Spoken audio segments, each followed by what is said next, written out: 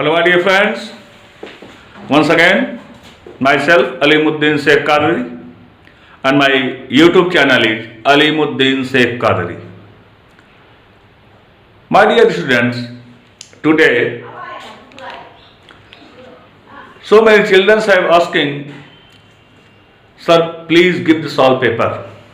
So my dear children, today I have given the solve paper of the different questions. Those questions are asking by children.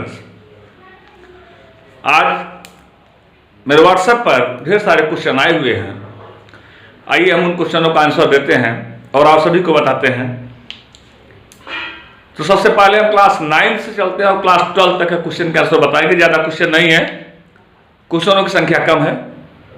Solve करने से पहले मैं आप लोगों से एक रिक्वेस्ट करूंगा कि जिन लोगों ने भी अब तक मेरे चैनल को सब्सक्राइब न किया हो वे लोग मेरे चैनल को सब्सक्राइब कर लेंगे. मेरा चैनल है Alimuddin Shaikh Qadri. My dear friends, सबसे पहले हम आपको बताना दें कि क्वेश्चन आया हुआ है, व्हाट आर लाइफ प्रोसेस. जीवन पद्धति क्या है? जीवन पद्धति क्या है? जीवन जीने की वह एक ऐसी कला है, ऐसी स्थिति है जिसमें सारे प्रक्रियाएं मौजूद हों. Respiration, circulation, nutrition, autotrophic nutrition, heterotrophic nutrition, means types of mode of nutrition, ingestion, digestion, locomotion, muscular systems, skeletal systems, ये सारे सिस्टम मिलकर के हमारी बॉडी का फॉर्मेशन करते हैं. जितने भी हमने आपको बताए सारे के सारे सिस्टम मिलकर के हमारी बॉडी का फॉर्मेशन करते, बॉडी का बनाते हैं. इसमें आपको ध्यान देना है कि हमारी बॉडी में रिस्पायरेटरी सिस्टम में कौन कौन से पार्टिसिपेट कर रहे हैं, भाग ले रहे हैं. डाइजेस्टिव सिस्टम जो है ओरल कैविटी से लेकर के एनस तक के पार्ट को डाइजेस्टिव सिस्टम की श्रेणी में लाया जाता है. इसमें आपको oral cavity, oesophagus, stomach, small intestine, large intestine और रेक्टम. स्मॉल इंटेस्टाइन और स्टमक के बीच एलिमेंट्री कैनाल थोड़ा सा बेंड होती है, जिस पार्ट को डिओडिनम नाम दिया गया. और इस डिओडिनम पर यहीं पर आकर के बाइल जूस सिक्रीट होता है. माय डियर फ्रेंड, ये बाइल ग्लैंड से सिक्रीट होने वाला जूस जो हमारे बॉडी में डाइजेशन को पूरी तरह से संतुलित करता है. तो मैं अलीमुद्दीन शेख कादरी आप लोगों से बताना चाहूंगा, जितने भी टॉपिक मैं दे रहा हूं, बता रहा हूं आपको, इस टॉपिक के विषय में आप पूरी तरह से लिखिए. और अगर आपसे लाइफ प्रोसेस के विषय में पूछा जाए, जीवन पद्धति के विषय में पूछा जाए, आप उसमें न्यूट्रिशन से लेकर के रिस्पायरेशन, सर्कुलेशन, डाइजेशन, रिप्रोडक्शन तक आप जाकर के इसको कंप्लीट करेंगे. इस क्वेश्चन को, इस विषय में आपको थोड़ा ही थोड़ा लिखना है, लेकिन लिखना है आपको. क्लास 9th के बेस से क्वेश्चन आया, क्लास 9th के बेस से क्वेश्चन आया. मैं क्वेश्चन जो बता दे रहा हूं आपको, पढ़ कर बता दे रहा हूं. क्लास 9th के बेस से क्वेश्चन आया, sir please once again explain the function of mitochondria. My dear friends, my dear children, my dear students, so many times I had told you what is the function, what is the structure, what is the activities of mitochondria in your body. मेरे प्यारे बच्चों, मैंने आप सभी को mitochondria के विषय में कई प्रकार से समझाया है, बताया है. आइए एक बार फिर थोड़ा सा हम आपको टॉपिक पर ले चलते हैं. अगर क्लास 9th के बच्चों ने क्वेश्चन किया है तो उसका आंसर भी हमको देना है. उनकी समझ में कहीं ना कहीं से कोई प्रॉब्लम क्रिएट की हुई है, जिस विषय में हमको पूरी तरह से आपको बताना है. Life process, mitochondria of simply भी known as the power house of the cell. कहा तो दिया जाता है, आसानी से कहा दिया जाता है माइटोकॉन्ड्रिया कोशिका का पावर हाउस है, लेकिन कैसे, क्यों? क्योंकि mitochondria also be made up of the 2 layers. How many layers? 2 layers. One is the outer layer, other is the inner layer. एक बाहरी भित्ति होती है, बाहरी झिल्ली हो, दूसरी अंतः झिल्ली होती है। माय डियर फ्रेंड, इस तरह से हम आप देख रहे हैं माइटोकॉन्ड्रिया का फिगर जो बना रहा है यहां पर आप देखिएगा, इस तरह से कैप्सूल लाइक स्ट्रक्चर है। और इस माइटोकॉन्ड्रिया के फिगर में आप लोग ध्यान से देखेंगे, जो आपने रेड कलर किया है ये आउटर मेम्ब्रेन हो गए। इनर मेम्ब्रेन आप देखिएगा नीचे की साइड में बेंड है, ये नीचे की साइड में बेंड है इस तरह से, और इस तरह से जो नीचे की साइड में फोल्डेड है, ये फोल्डेड होकर एक क्रिस्टी का फॉर्मेशन कर रही है। किसका? आउटर मेम्ब्रेन, ये इनर मेम्ब्रेन, और ये पेरीमाइटोकॉन्ड्रियल स्पेस, यहां पर मैट्रिक्स, इसके अंदर मैट्रिक्स भरा हुआ है, इसी के अंदर डीएनए मॉलिक्यूल है, इसी के ऊपर ऑक्सीसोम है, और ऑक्सीसोम अगर है इसके ऊपर, इसी को नाम ऑक्सीसोम दिया गया, ऑक्सीसोम दिया गया। माय डियर फ्रेंड, मैंने आपको पहले ही बताया कि ऑक्सीसोम जो होता है वह माइटोकॉन्ड्रिया के अंदर ऑक्सीडेशन और रिडक्शन जैसी क्रियाओं को लगातार सतत रूप से चलाता रहता है, जिसके कारण अपार ऊर्जा का निर्माण होता रहता है। ग्लूकोज का कंप्लीट कंबस्शन, एक ग्लूकोज मॉलिक्यूल का कंप्लीट कंबस्शन अगर होता है तो आपने पढ़ा है उससे 38 एटीपी एनर्जी रिलीज होती है। अब 38 एटीपी जो एनर्जी रिलीज हो रही है ग्लूकोज के कंप्लीट कंबस्शन से, तो 38 एटीपी 2 प्रोसेस में हो रही है। पहला प्रोसेस मैंने आपको क्लियर करके बता दिया है, पहला प्रोसेस वो है ग्लाइकोलिसिस, और सेकंड प्रोसेस है क्रेब्स साइकिल। ग्लाइकोलिसिस में 8 एटीपी, क्रेब्स साइकिल में जो है 15, 1 mole of pyruvic acid, other mole of pyruvic acid से 15 30 ATP plus 8 ATP equal to 38 ATP energy. तो ये 38 एटीपी एनर्जी जो रिलीज हो रही है एक ग्लूकोज के एक मॉलिक्यूल के कंप्लीट कंबस्शन से हो रही है। तो माय डियर फ्रेंड, अगर ग्लूकोज का एक मॉलिक्यूल कंप्लीटली कंबस्ट कर रहा है, पूरी तरह से इसका जारण हो रहा है, तो जारण की प्रक्रिया जो होती है या माइटोकॉन्ड्रिया से इसकी शुरुआत होती है, और यह प्रोसेस शुरू होता है ऑक्सीडेशन से, और ऑक्सीडेशन का प्रोसेस शुरू होता है ऑक्सीसोम से। ऑक्सीसोम पाया कहां जाता है? माइटोकॉन्ड्रिया की क्रिस्टी के ऊपर। ये मैं एक ऑक्सीसोम की संरचना बना रहा हूं, इस तरह से आप ध्यान से देखेंगे, इस तरह से आप ध्यान से देखेंगे, इस तरह से आप ध्यान से देखेंगे, इस तरह से ये आपने देखा एक ऑक्सीसोम हो गया। ऐसे ढेर सारे ऑक्सीसोम होते हैं। यही ऑक्सीसोम है जो कि माइटोकॉन्ड्रिया के अंदर आसानी पूर्वक ऑक्सीकरण और अपचयन की क्रिया, ऑक्सीडेशन रिडक्शन रिएक्शन चलाता है, जिस प्रक्रिया के परिणाम स्वरूप अपार ऊर्जा निर्मित होती है। और जो प्रोसेस चलाता है इसी को कहा जाता है ईटीएस, इलेक्ट्रॉन ट्रांसपोर्ट सिस्टम, जिसकी खोज ईटीएस के फॉर्म में, इलेक्ट्रॉन ट्रांसपोर्ट सिस्टम के फॉर्म में ईएमपी पाथवे बोला गया इसको, एम्डेन-मेयरहॉफ पार्सन्स पाथवे, एम्डेन-मेयरहॉफ पार्सन्स पाथवे, यहां पर भी ऊर्जा का निर्माण हो रहा है। तो आपने देखा कि जो ये क्रिस्टी अपना क्रिस्टी के ऊपर जो ऑक्सीसोम अपना रिएक्शन चला रहे हैं, इस रिएक्शन के परिणाम स्वरूप भी ऊर्जा निर्मुक्त होती है। जो ऊर्जा निकलती है माइटोकॉन्ड्रिया उसको स्टोर नहीं करती, due to storage of the form of the ATP, adenosine triphosphate के फॉर्म में इसको स्टोर कर लेती है, एडेनोसिन ट्राइफॉस्फेट के फॉर्म में इसको स्टोर कर लेती है। तो इस तरह से आपने देखा कि माइटोकॉन्ड्रिया यहां पर एनर्जी को स्टोर कर रही है। Since mitochondria is called the power house of the cell, इसीलिए माइटोकॉन्ड्रिया को ऊर्जा का गृह कहा गया, power house of the cell कहा गया। क्लास 9 से अगला क्वेश्चन आया हुआ है, प्लांट टिश्यू, पादप ऊतक। My dear friend, already we have discussing here. So many questions, so many topics have discussed. According by plant tissue, collenchyma, parenchyma, sclerenchyma, जो आपने प्रैक्टिकली किया है, जिसको आपने देखा है, जिस प्रैक्टिकल को आपने करके देखा है, ये उसी का आंसर मैं दे रहा हूं। कोलेनकाइमा, पैरेन्काइमा, स्क्लेरेन्काइमा, आपने तीनों काइमेटस टिश्यू को देखा है कि नहीं देखा? आपने देखा है इसको, लैब में देखा है इसको आपने। तो आपको स्ट्रक्चर बनाकर किसके फंक्शन को लिखना है।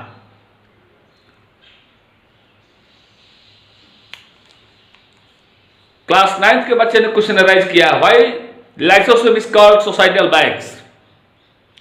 My dear children of class 9, lysosome को सुसाइडल बैग, आत्महत्या की थैली इसलिए कहा जाता है कि लाइसोसोम एक ऐसा सेल ऑर्गेनेल्स है जो कि पूरी सेल के टॉक्सिक मटेरियल को एक्सेप्ट करता है, अडॉप्ट करता है।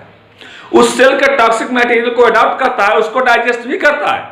लेकिन ध्यान रहेगा, अगर इसी सेल का टॉक्सिक मटेरियल मैक्सिमम अमाउंट में आ गया, इसी सेल का टॉक्सिक मटेरियल अगर उसके मैक्सिमम अमाउंट में आ गया, तो जिस तरह से सेल के अंदर ये लाइसोसोम मटेरियल को अडॉप्ट करके सेल से बाहर निकाल रहा है, अगर ज्यादा टॉक्सिक मटेरियल इसके अंदर आ गए तो यह क्या करता है कि उस मटेरियल को एब्जॉर्ब तो करता है लेकिन बाहर नहीं निकाल पाता। ऐसी स्थिति में यह ब्लास्ट कर जाता है, दब जाता है, फट जाता है उसी के अंदर, सेल के अंदर ही, और स्वयं तो डेड हो ही जाता है, साथ ही साथ पूरी की पूरी सेल को यह डैमेज कर देता है। इसीलिए बोला गया कि lysosome is the suicidal bag. Lysosome एक आत्महत्या की थैली है, क्योंकि स्वयं तो मर ही रहा है और साथ साथ सेल को भी डैमेज कर दे रहा है। इसीलिए लाइसोसोम को बोला गया सुसाइडल बैग। तो मैं आपसे एक सिंपल सा टॉपिक बता देना चाहता हूं। लाइसोसोम का स्ट्रक्चर बहुत डिफिकल्ट नहीं है my dear children of class 9। Lysosome का स्ट्रक्चर बहुत ही सिंपल है। इस तरह से आप एक गोलीय संरचना बनाएंगे और गोलीय संरचना बना देने के बाद यहां पर आप थोड़ा सा उभार लगाएंगे, यह लाइसोसोम का स्ट्रक्चर हो जाता है। और इसी के अंदर लाइसोसोम टॉक्सिक मटेरियल को स्टोर करता है। इसी के अंदर लाइसोसोम टॉक्सिक मटेरियल को स्टोर करके पूरी तरह से रिजिड हो जाता है, गोला एकदम बन जाता है। जब ये एग्जिस्ट कर देता है, सेल से बाहर कर देता है, ये सिंकल्ड हो जाता है, रिंकल्ड हो जाएगा, सिकुड़ जाएगा ये। लेकिन ये तब जाता है, जो है ये फैल तब जाता है जबकि ये उसके अंदर से टॉक्सिक मटेरियल को स्टोर करते करते करते करते पूरी तरह से स्वेल कर जाता, पूरी तरह से स्वेल कर जाता। ऐसी कंडीशन में इसके ब्लास्ट होने के चांसेस बढ़ जाते हैं। और जब इसके ब्लास्ट होने के चांसेस बढ़ जाएंगे तो जाहिर सी बात है कि अब ये ब्लास्ट होगा तो सेल को डैमेज कर देगा। इसलिए सेल डैमेज भी ना हो, सेल डैमेज भी ना हो और फंक्शन भी क्रिएट करती रहे, चलता रहे, तो ये सेल से धीरे धीरे टॉक्सिक मटेरियल को बाहर निकालते रहते हैं। लेकिन ध्यान दीजिए, जब ये निकालने में असमर्थ हो जाते हैं तब ये क्या करते हैं, उसी के अंदर ब्लास्ट कर जाते हैं और पूरी की पूरी सेल को डैमेज कर देते हैं। काफी क्वेश्चन फिजिक्स और केमिस्ट्री के भी आए हैं, जिसको मैं अपने अगले YouTube पर आपको फिजिक्स और केमिस्ट्री के टोटल क्वेश्चन का answer class 9, class 10, class 11, class 12 के एक ही लेक्चर में मैं सारे क्वेश्चन का आंसर दूंगा। अभी वेट कर रहा हूं, अभी 2-3 बच्चों के क्वेश्चन आए हुए हैं और भी क्वेश्चन आ जाते हैं तो मैं सारे क्वेश्चन का आंसर आप लोगों को दूंगा। क्लास 10th के बच्चों में आइए, देखिए 10th से भी 2-1 क्वेश्चन आया हुआ है। हेरिडिटी क्या है, आनुवंशिकता क्या है, sir explain the law of dominance. एक बच्चे ने क्वेश्चन किया, sir explain the law of dominance. My dear children, law of dominance तो ऑलरेडी आपने अगर मेरे पिछले YouTube चैनल को देखा होगा तो मैंने law of dominance already explain किया है कि प्रभाविता का गुण क्या है, मैंने बताया है आपको। आइए मैं फिर से दिखा दे रहा हूं आपको। लॉ ऑफ डोमिनेंस में मैं यहां पर आपको बताना चाहता हूं, आप ध्यान से देखिएगा।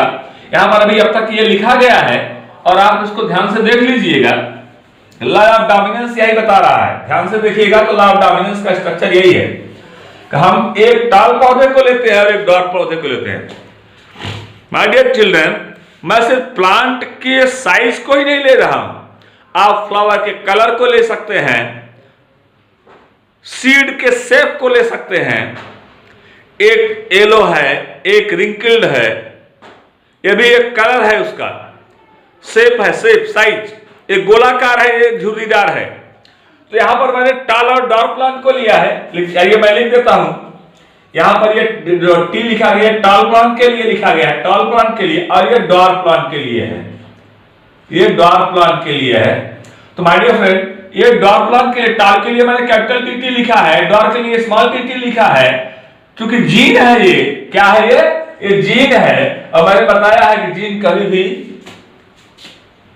जो है कभी भी क्रिया में भाग नहीं लेता, भाग लेता है तो क्या, एलील। जीन को आपको जो है डिस्ट्रीब्यूट करना होगा। हमने जीन को 2 पार्ट में डिस्ट्रीब्यूट किया, capital T, small T. Capital T वाले टाल वाले को अलग किया, डॉट वाले को अलग किया। लंबे पौधे को अलग किया, बौने पौधे को अलग किया। तो हमने लिखा capital T cross by small T. अब कैपिटल टी से स्मॉल टी का क्रॉस कराया तो टोटल या F1 जनरेशन में जो आई है वहां पर आपने कैपिटल टी के साथ सभी स्मॉल टी लगा हुआ है। ध्यान से देखेंगे, अब कैपिटल टी के साथ स्मॉल टी लगा हुआ है। तो माय डियर फ्रेंड्स, तो इसका मतलब यह निकला कि अगर दोनों कैपिटल टी होते तो ये प्लांट जो है ये पूरी तरह से, पौधा जो है पूरी तरह से टाल होता।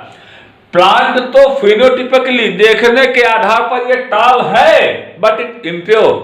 क्यों इम्प्योर है? Because of small T character are recessive, those who are simply be inside in the tall plant.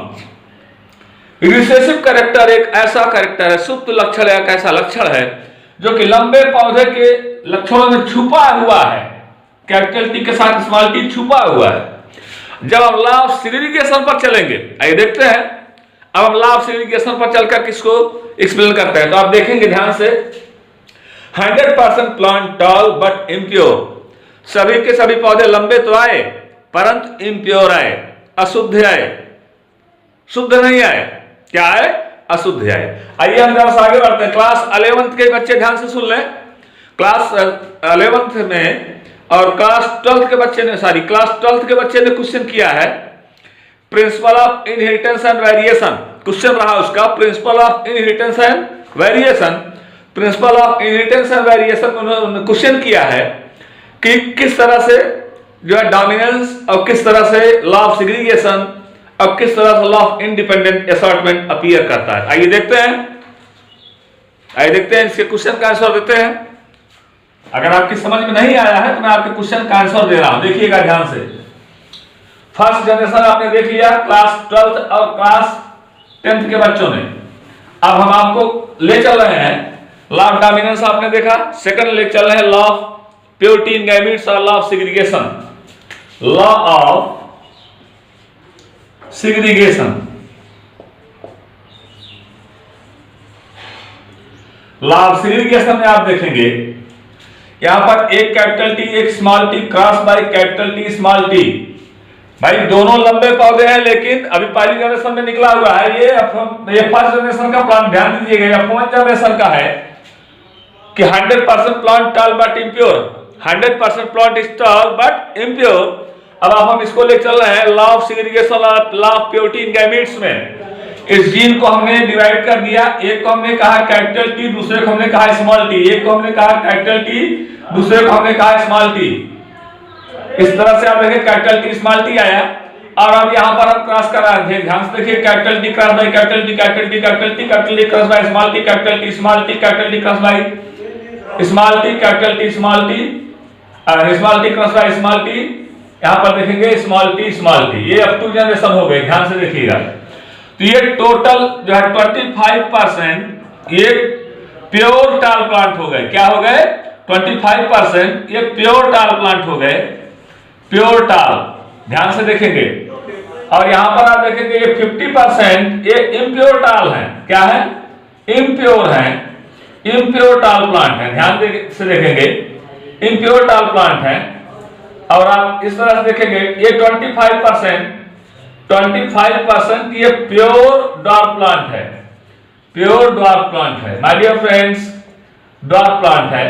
अब आपने क्या देखा कि टाल प्लांट अगर देख रहे हैं तो 25% ये प्योर निकला, 50% ये इम्प्योर निकला और 25% प्योर निकला, लेकिन ये ड्वार्फ निकला, बौना निकला, ये टाल निकला है।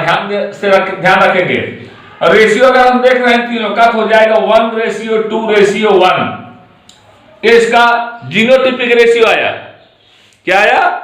इसका एक जीनोटिपिक रेशियो आया 1:2:1। ये है आपका लॉ ऑफ सेग्रीगेशन और law of purity in gametes, युग्मकों की शुद्धता का नियम। माय डियर फ्रेंड, अगर युग्मकों की शुद्धता के नियम को हम देख रहे हैं, आप देखेंगे यहां पर कितने युग्मक शुद्ध है, कितने युग्मक अशुद्ध है। तो यहां पर 25% शुद्ध हो गए, 50% अशुद्ध है लेकिन लंबे हैं, और 25% ये शुद्ध है लेकिन बौने हैं। अब आपको अगर ये पूछा कितने % पौधे टाल हैं, लंबे हैं, तो 25 + 50 ये दोनों को टाल आ जा रहे हैं, ये दोनों टाल है। फिनोटिपिकली रेशियो आ रहे हैं Y आकार के आधार पर इसमें सिम्टम दिखाई दे रहा है। तो 50% प्लांट जो है ये टाल आ गए, 50% प्लांट ये जो है 50 और प्लस 25 सॉरी 75% प्लांट जो है ये टाल हो गए और 25% प्लांट ये ड्वार्फ हो गए। इसका मतलब हो गया रेशियो के 3:1। ये इसका फिनोटिपिक रेशियो है। कौन सा रेशियो है? फिनोटिपिक। इस तरह से देखा माय डियर फ्रेंड कि फिनोटिपिक रेशियो आ रहा है 3:1, जीनोटिपिक रेशियो आ रहा है 1:2:1। यह है लॉ ऑफ सेग्रीगेशन। क्या है? लॉ ऑफ सेग्रीगेशन, जहां पर युग्मकों की शुद्धता के नियम का पूरी तरह से पालन किया जाता है, युग्मकों की शुद्धता के नियम को पूरी तरह से देखा जाता है, समझा जाता है, एक्सप्लेन किया जाता है, बताया जाता है। तो इस तरह से आपने देखा। अब क्वेश्चन, तीसरा क्वेश्चन बच्चे ने किया है। तीसरा क्वेश्चन जो आया हुआ है वह है sir explain the law of independent assortment, स्वतंत्र अव्यूहन का नियम। माय डियर फ्रेंड आइए देखते हैं। ये डाई हाइब्रिड क्रॉस है, स्वतंत्र अव्यूहन का नियम, ये डाई हाइब्रिड क्रॉस है। अब मैं आपको डाई हाइब्रिड क्रॉस के विषय बताने चल रहा है। ये सब कैसा मोनो हाइब्रिड क्रॉस है, एक लक्षणों को लेकर के क्रॉस कराया गया है। अब आप डाई हाइब्रिड क्रॉस को देखेंगे तो डाई हाइब्रिड क्रॉस के विषय में क्या बताया गया है, मैं उसको आपको बताना चाहूंगा। डाई हाइब्रिड क्रॉस के विषय में आप ध्यान से देखेंगे, हमने लिखा capital Y, capital Y, capital R, capital R. या इसको ऐसे कर दीजिए अगर आपको कंफ्यूजन हो रहा हो। आपने जो पढ़ा कि बुक का जो लिखा गया है capital R, capital R, capital Y, capital Y, round and yellow. ध्यान दीजिएगा, कैपिटल आर यहां पर लिख रहे हैं राउंड, याद रखिएगा, और कैपिटल वाई लिख रहे हैं येलो, YELLOW, येलो। इसी का क्रॉस हमने लिया, डाई हाइब्रिड है, द्विसंकर क्रॉस है, small Y, small Y, small R, small R. तो small Y, capital Y, small Y, small Y, small R, small R. तो आप ध्यान देंगे कि स्मॉल आर अगर ये राउंड है तो स्मॉल आर जो है ये रिंकल्ड हो जाएगा। क्या हो जाएगा? रिंकल्ड हो जाएगा। और स्मॉल वाई जो है येलो के बजाय ये जो है ये ग्रीन हो जाएगा। क्या हो जाएगा? ग्रीन हो जाएगा। अब आप देखिए मैंने चारों एलील को अलग कर दिया है, capital Y, capital R, capital R, capital Y, capital Y, cross Y, small R, small R, small Y, small Y.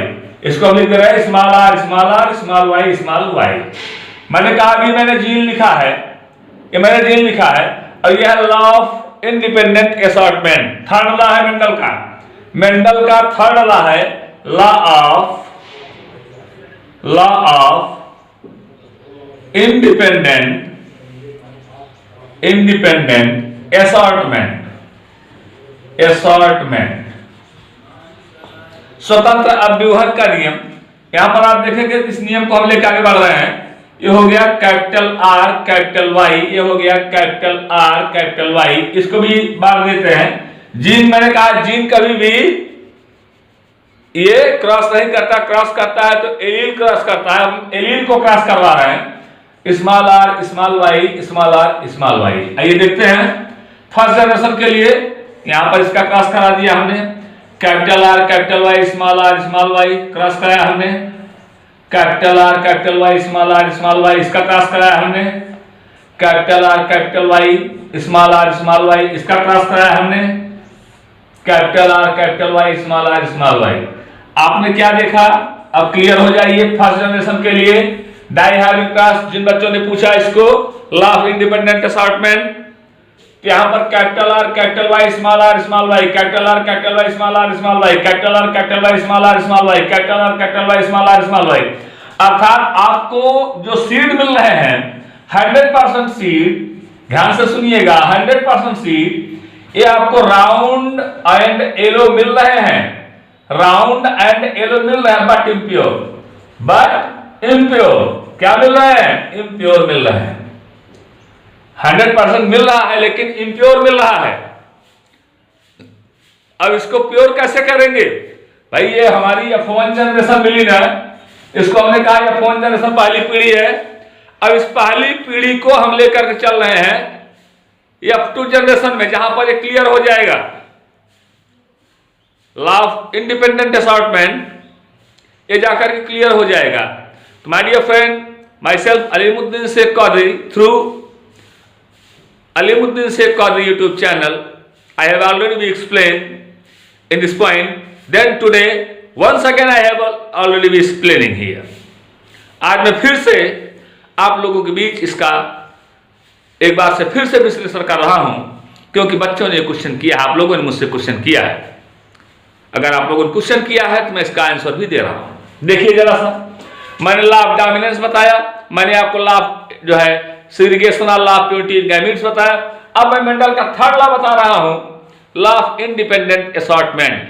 Law of independent assortment, आइए देखते हैं कि लॉ ऑफ इंडिपेंडेंट असॉर्टमेंट में अब हम क्या करते हैं। यह फोर्थ जनरेशन हो गई, यह फोर्थ जनरेशन में हमको पहली पीढ़ी के 2 सीट को लेना है। यहां पर देखिएगा, याद नोट करिए, capital R capital Y, small R small Y. अब इसी को लेकर के हमको एल में डिवाइड करना है। ये F2 जनरेशन में आ रहा है, ध्यान से देखिएगा। मैं एक चेकर बोर्ड बना रहा हूं, यहां पर चेकर बोर्ड, ये देखिएगा चेकर बोर्ड बन रहा है। ये चेकर बोर्ड बनाया जा रहा है, इस तरह से एक चेकर बोर्ड बनाया जा रहा है। यहां पर देखिए पार्ट में डिवाइड कर 1 2 3 4, 1 2 3 एंड 4। यहां देखिएगा एक साइड में मैंने लिया है मेल और दूसरी साइड में मैंने लिया फीमेल। हमारे पास है capital R capital Y small R small Y. इसी को हमको तोड़ना है 2 पार्ट में। पहले पार्ट में हम साइज करके लिखते हैं capital R capital Y, capital R small Y, small R capital Y, small R small Y. यहां पर देखिएगा capital R capital Y, capital R small Y, small R capital Y, small R small Y. अब आप देखिएगा ध्यान से, अब हमको इसको क्रॉस कराना है। डाई हाइब्रिड क्रॉस लेके चल रहे हैं और सेकंड जनरेशन पर चल रहे हैं। ये जो आपको मिला है ये F1 जनरेशन का, इस बात का ध्यान रखेंगे, ये F1 जनरेशन का है। अब इसी को हम F2 जनरेशन में लेकर के चल रहे हैं, इसी क्रॉस को हम F2 जनरेशन में लेकर के चल रहे हैं, F2 में, इस बात का ध्यान रखिएगा। इसी को हम F2 में लेकर चल रहे हैं।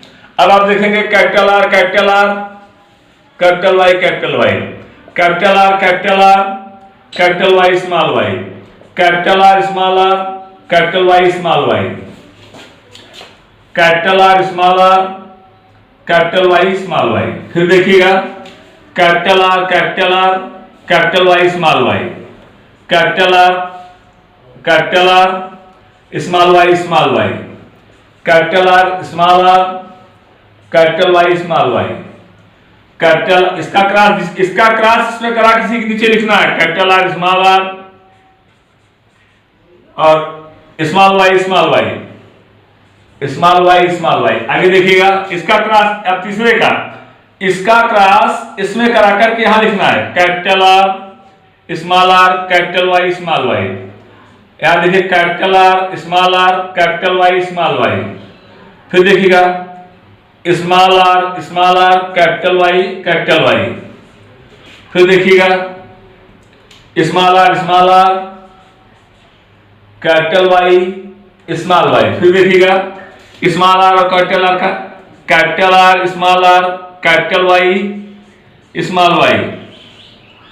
फिर देखिएगा capital R small Y small Y. फिर देखिएगा कैपिटल इसका कराएंगे small R capital Y small Y. Last का देखिएगा स्मॉल आर स्मॉल वाई। अब आप देख लीजिए ये क्रॉस पूरा हो गया। यहां पर देखिए कि मेंडल का ये डाई हाइब्रिड क्रॉस पूरा हो गया।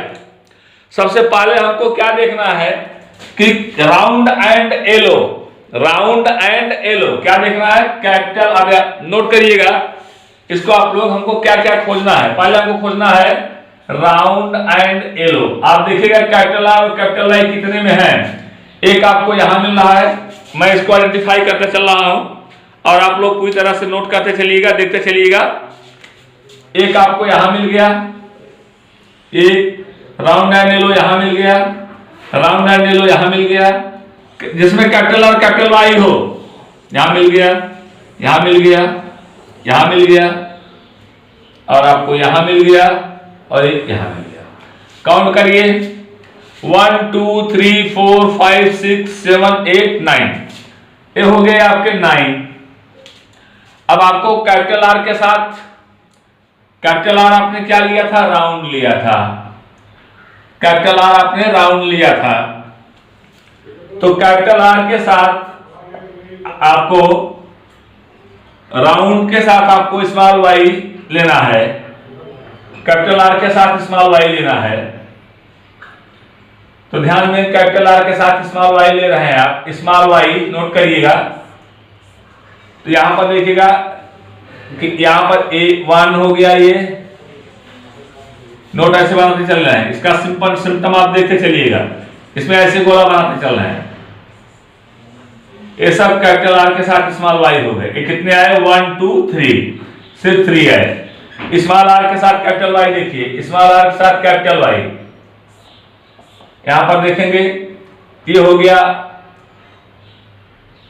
1 2 3, यहां पर 3 हो गए। स्मॉल आर के साथ स्मॉल वाई देखिएगा, ये अकेला आ रहा है, अकेला आ रहा है 1। अब आप रेशियो क्या निकाले हैं, जरा ध्यान से देखिएगा, 9:3:3:1।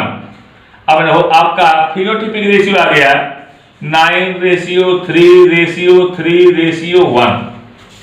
माय डियर फ्रेंड, यह जो आपने देखा, यह मेंडल का एक डाई हाइब्रिड क्रॉस है, द्विसंकर क्रॉस है। और इस द्विसंकर क्रॉस को आपने देखा कि मैंने बहुत ही साधारण तरीके से, बहुत ही सिंपल वे में, साधारण तरीके से मैंने इसको एक्सप्लेन कर दिया। इसको ध्यान से क्लास 12th के बच्चे ध्यान देंगे और साथ साथ क्लास 10th के बच्चे ध्यान देंगे।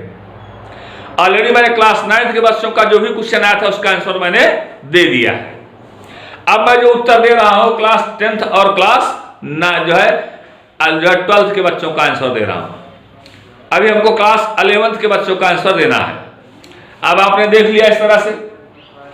अगला क्वेश्चन आया बेटा, जरा ध्यान से सुन लीजिएगा। अगला क्वेश्चन इसमें राइज किया गया है कि human health and diseases lesson मैंने दिया था, तो बच्चों ने क्रॉनिक डिजीज के विषय में पूछा है। Chronic, my dear friend, my dear student, my dear children, chronic means in these types of disease those who are suffering from, or humans are simply suffering from lifetime of period, जो पूरे जीवन पर्यंत इस रोग से ग्रसित हो जाता है, ऐसी डिजीज को क्रॉनिक डिजीज कहा जाता है, न कि एक्यूट। एक्यूट का मतलब होता है जो शॉर्ट टाइम ऑफ ड्यूरेशन हो, और क्रॉनिक शब्द आ गया जिसका मतलब होता है लॉन्ग टाइम ऑफ ड्यूरेशन हो, लंबे समय तक ये रोग चल रहे हो। इस तरह से आप लॉन्ग टाइम ऑफ ड्यूरेशन की डिजीज आप देख रहे हैं, ये जो है एक क्रॉनिक डिजीज में आता है, जिसमें कैंसर हो गया, HIV हो गए, एक क्रॉनिक डिजीज में आते हैं। एक क्रॉनिक डिजीज कैंसर है, फाइलेरियासिस, फाइलेरिया हो गया, कैंसर हो गया, HIV हो गया, हेपेटाइटिस हो गया, एक क्रॉनिक डिजीज में आते हैं। और ट्यूबरकुलोसिस हो गया, TB, एक क्रॉनिक डिजीज में आते हैं जो लाइफ टाइम ऑफ पीरियड चलते रहता है।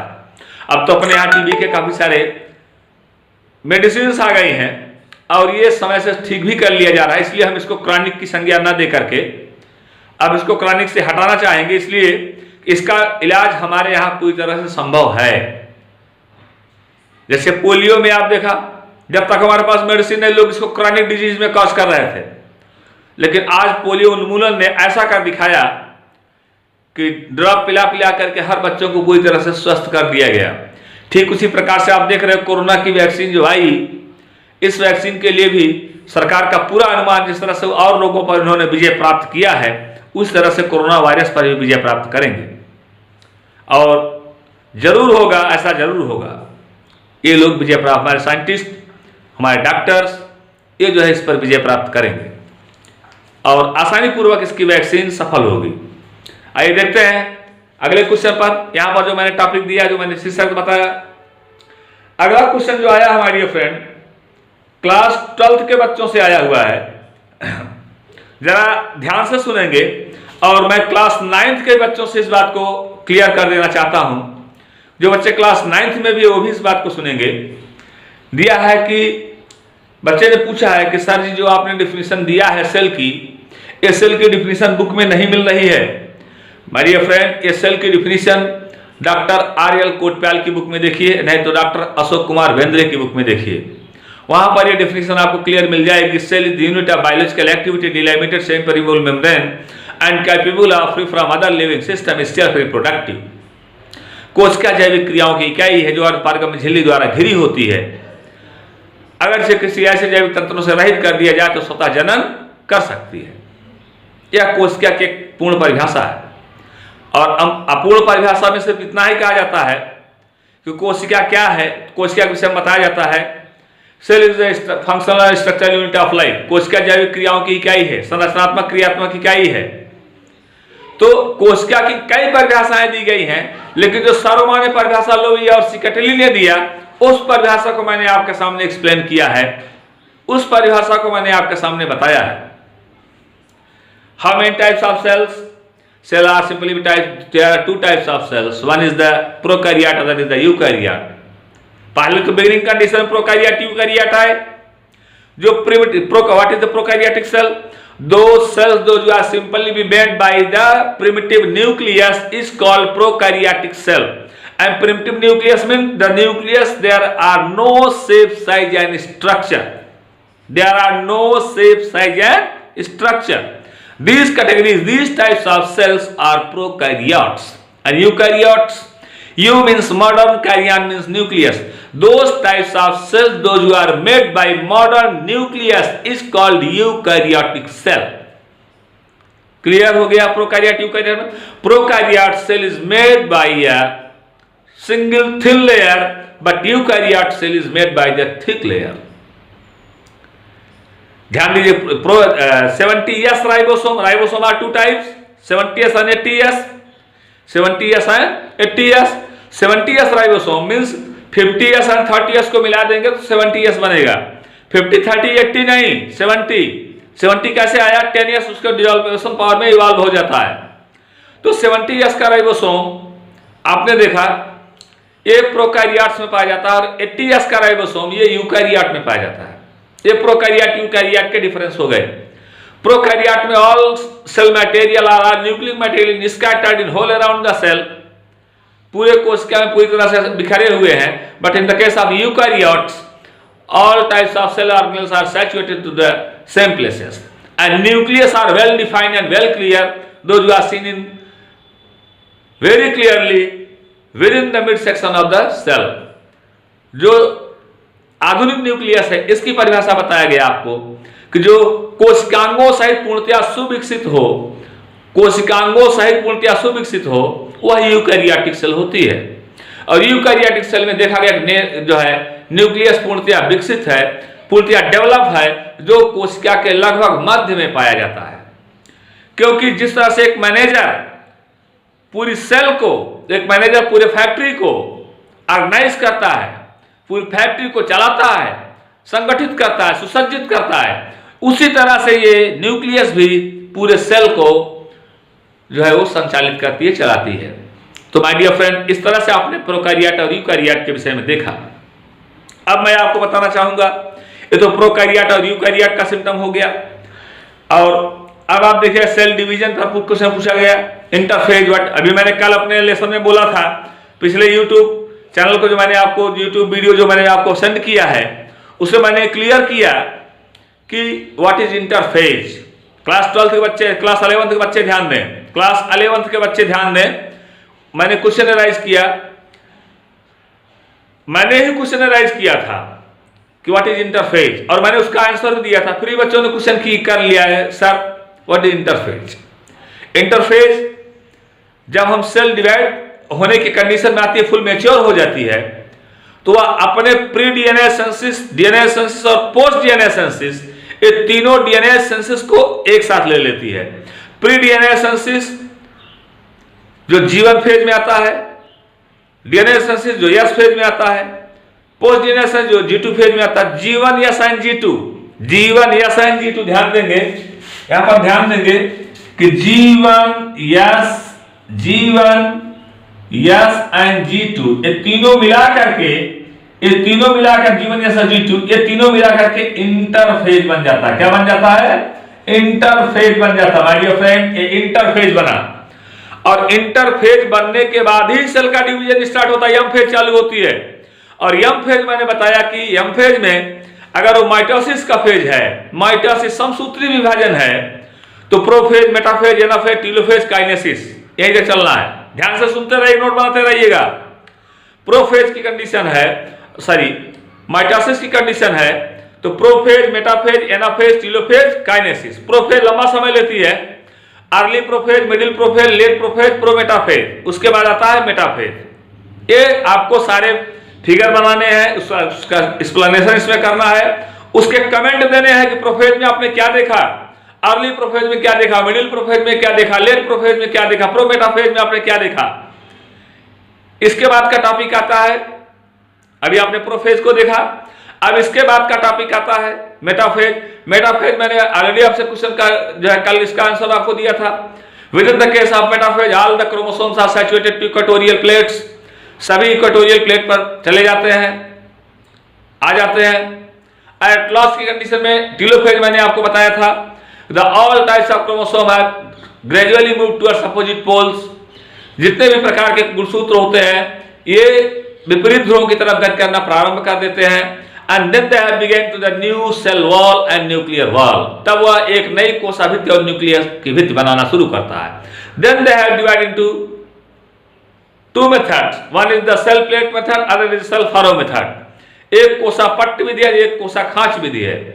तो इस तरह से सेल दो विधियों में से किसी एक विधि द्वारा डिवाइड होकर के दो सेल का फॉर्मेशन कर देती, दो सेल का निर्माण कर देती है।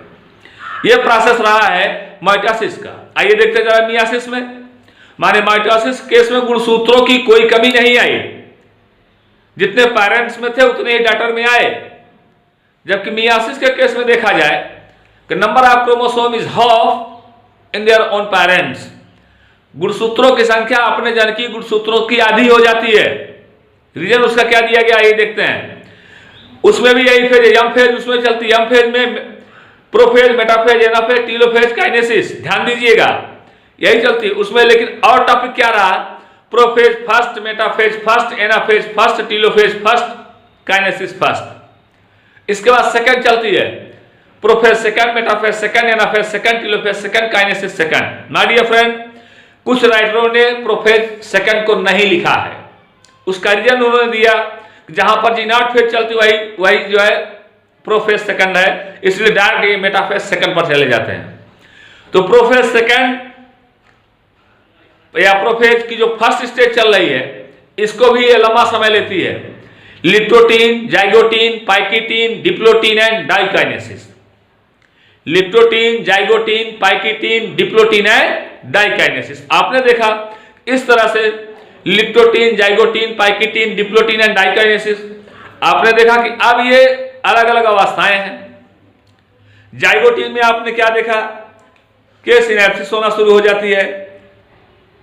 पाइकीटीन में आपने देखा क्रॉसिंग ओवर हो जाता है। डिप्लोटीन में आपने देखा क्याजमाटा फॉर्मेशन हो जाता है। डाइकाइनेसिस में आप देखा टर्मिनलाइजेशन हो जाता है। उपांति भवन करण जिसको बोला गया, टर्मिनलाइजेशन जिसको बोला गया। तो उपांति भवन करण क्रिया के पश्चात आप ये सारे प्रोसेस को देख रहे हैं। तो माय डियर फ्रेंड, इस तरह से आपने डिफरेंट टाइप्स ऑफ मेथड्स को देखा जो सेल वॉल के सेल डिवीजन को बता रहे हैं, कोश के विभाजन को बता रहे हैं।